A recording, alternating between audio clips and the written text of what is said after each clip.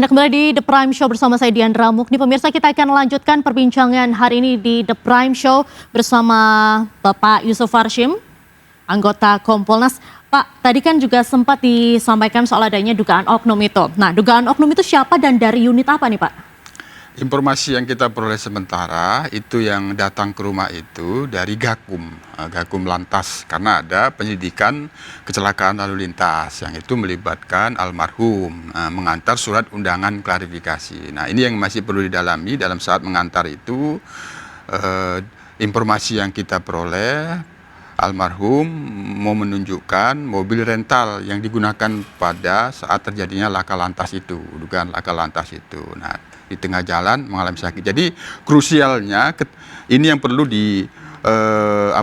dipastikan apakah yang disebut informasi sakit, apakah di situ terjadi dugaan penganiayaan sehingga pada tanggal 21 masuk rumah sakit. Yang setelah itu kan sekitar tanggal 24 atau tanggal 26 kan kembali sudah keluar dari rumah sakit.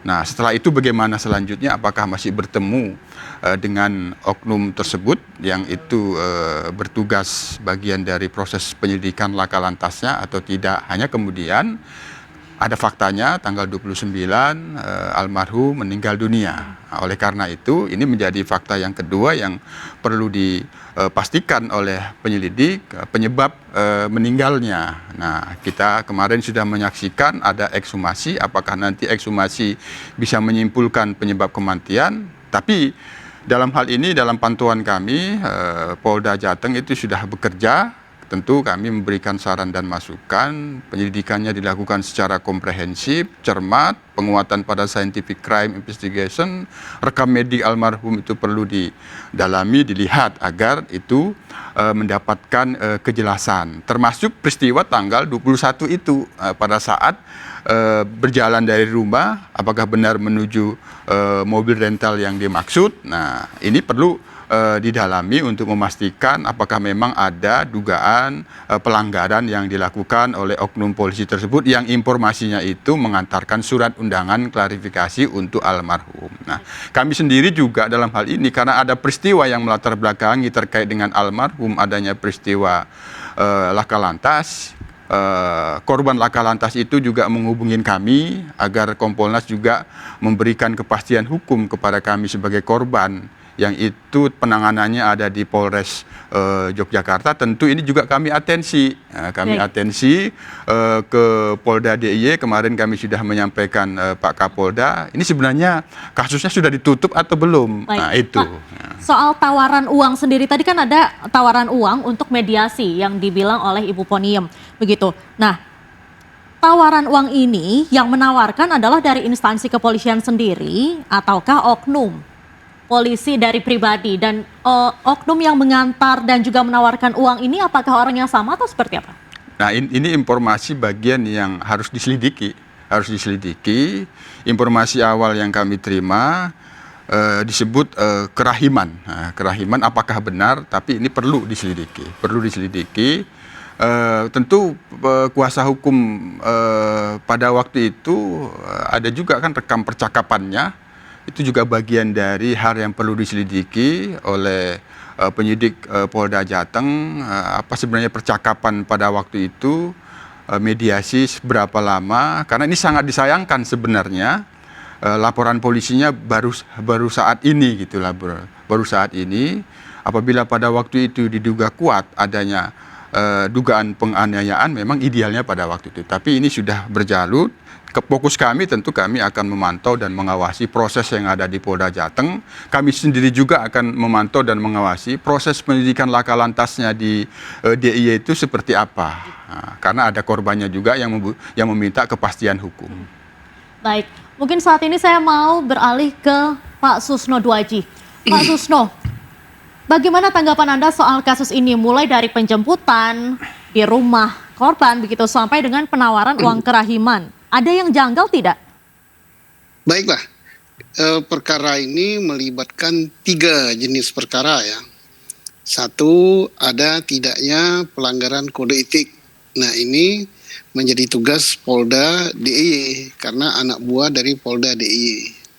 Kedua, bagaimana dengan proses kecelakaan lalu lintas? Ini juga tugas daripada Polda DIY, dalam hal ini Polrestabes Yogyakarta, karena lokus deliktinya di kota Yogyakarta.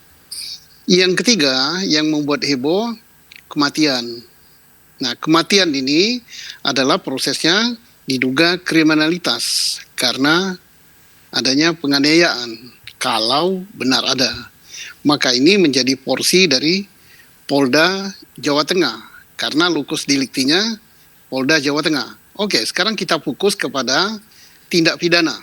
Benar tidak ada tindak pidana penganiayaan yang menyebabkan kematian oleh petugas?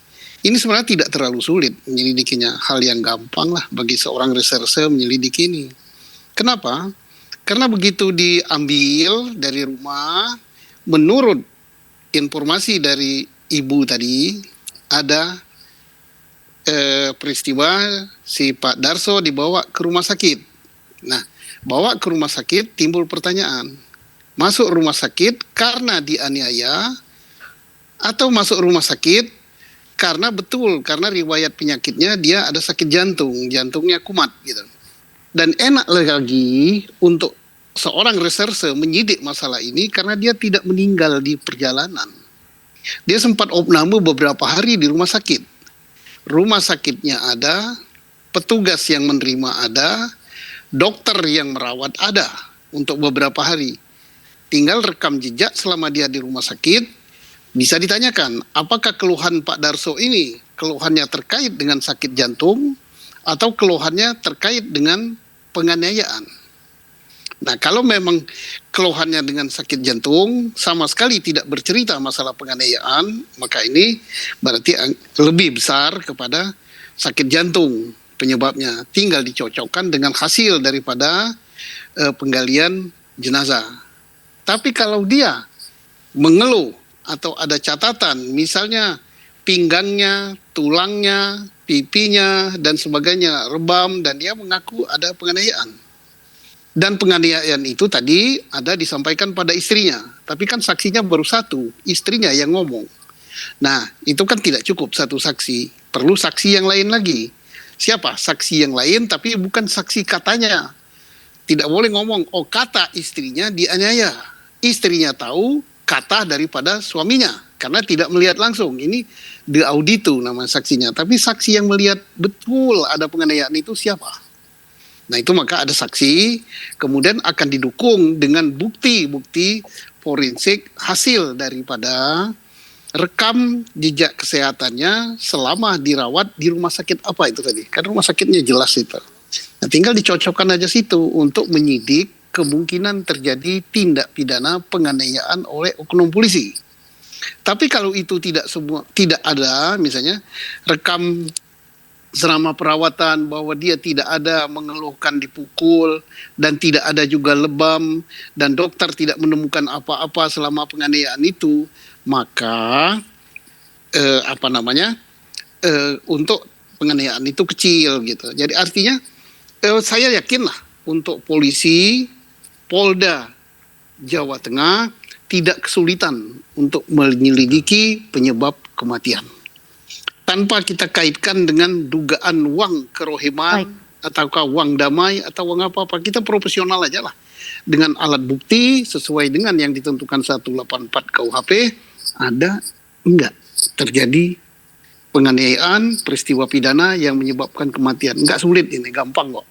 Baik, soal SOP kepolisian sendiri Pak. Ini kan dikabarkan tidak ada surat-surat. Bahkan untuk undangan klarifikasi begitu. Mulai dari penjemputan sampai dengan adanya penawaran uang kerahiman setelah korban ini meninggal dunia. Menurut Bapak wajar atau tidak? Itu kita tidak berbicara dalam kematian, dalam peristiwa pidana ini bukan wajar atau tidak. Terkait dengan ada apa tidaknya surat undangan, ada atau tidaknya surat penangkapan, ada atau tidaknya surat perintah dan sebagainya. Itu adalah pelanggaran daripada kode etik. Pelanggaran daripada profesi kedokteran bahwa dia profesional apa tidak. Terlepas dari dia meninggal apa tidak, Pak Darso ini, manakala tidak ada surat perintah, manakala surat perintah penjemputan itu tidak ada, manakala itu hanya surat undangan tapi jemput paksa, itu jelas salah. Kalau untuk kode etik. Tapi kita harus pisahkan. Ini ada pelanggaran kode etik yang harus menjadi porsi dari Polda Yogyakarta. Ada juga dugaan terjadinya tindak pidana penganiayaan yang menyebabkan kematian. Jadi jangan dicampur adukkan. Karena ada atau tidak surat undangan, ada atau tidak surat perintah dinas, ada atau tidak dan lainnya terkait dokumen, itu tidak ada kaitannya dengan penyebab kematian. Ya, karena penyebab kematian adalah dugaan penganiayaan. Baik. Baik, mungkin saat ini saya akan beralih lagi ke Bu Ponium. Bu Ponium, berarti boleh dipastikan bahwa saat penjemputan ini ada surat atau tidak, Bu? Tidak ada. Tidak ada? Tidak ada. Tidak ada. Ya. tidak Mengenai ada. penganiayaan sendiri, Bu, dari bukti-bukti yang dilampirkan atau bukti-bukti yang ditemukan, kemudian saksi-saksi sendiri ini seperti apa, Bu? Mungkin ada yang melihat penganiayaan itu terjadi? Ada. Tapi kurang nanti bilang kurang paham saya. Kalau Baik. Mungkin saya ingin beralih ke kuasa hukum, ke Bapak Antoni. Pak Antoni, berdasarkan informasi ini kan sudah dikumpulkan bukti-bukti begitu. Bukti-bukti apa Ya. yang Anda punya, Pak, soal adanya dugaan penganiayaan ini? Iya, kami sudah memberikan bukti kepada penyidik. Salah satunya adalah foto ronsen saat korban ini ada di rumah sakit. Di sana ada satu hasil dari ronsen tersebut yang sudah saya tanyakan kepada dokter jantung, yang artinya adalah pembengkakan di jantung. Ada pembengkakan. Ini perlu didalami tindakan sebelum terjadi itu. Kalau saya lebih kepada pemicunya, andaikan toh nanti hasil ekshumasi menyatakan bahwa meninggalnya karena penyakit jantung sekalipun, maka saya berharap penyidik lebih profesional untuk melihat pemicunya apa. Karena ini orang berangkat dari rumah, korban ini sehat walafiat. Pemicunya apa? Kebetulan saya juga penderita penyakit jantung, jadi saya ngerti betul tentang bagaimana reaksi badan ketika mengalami sesuatu yang sifatnya mendadak, kemudian terburu-buru, tergesa-gesa, galau, apalagi kalau lagi dihajar begitu pasti lebih daripada yang pernah saya rasakan itu. Nah, jadi saya berharap nantinya penyidik akan melihat bahwa hasil dari ekshumasi itu menjadi lebih yakin adanya tindak pidana penganiayaan. Andaikan toh nanti kita bukan mendahului ya, ternyata hasilnya tidak menyebabkan itu, atau penyebab kematiannya bukanlah penganiayaan, maka saya berharap ada pemicu dari itu yang akan diselidiki.